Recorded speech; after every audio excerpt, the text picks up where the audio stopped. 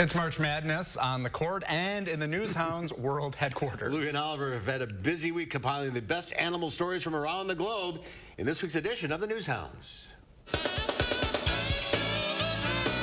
Here's the Newshounds, Lui and Oliver, with their World News Roundup. This week on the Newshounds, it's a lemur lunch. A couple of brave pigs. And it's a crab invasion. But first, a zoo in the UK has announced the birth of one of the world's rarest deer. The little fawn, called Lyra, is a Philippine spotted deer. She's named after a constellation of stars.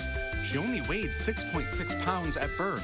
She's part of Chester Zoo's conservation breeding program, which was set up at the request of the Philippine government. There are believed to only be about 700 Philippine spotted deer living in the wild. That's how rare she is. Now for a really crabby story. Swarms of crabs emerge near the Cuban city of Matanza as spring rains arrive. Millions and millions of red and yellow and black land crabs started their migration from the forest to cross the road and down to the bay to spawn in the sea. Most years, thousands of these crabs fall victim to the tires of passing motorists, but for the past 2 years, due to the pandemic, the crabs have had the place to themselves, and their numbers have increased dramatically, as you can see. In Connecticut, 2 pigs were forced to confront a bear. Owner Rebecca Shaw says she still can't believe the bravery her 2 pigs showed off as they ran off the burly intruder, managing to escape the scary showdown unharmed.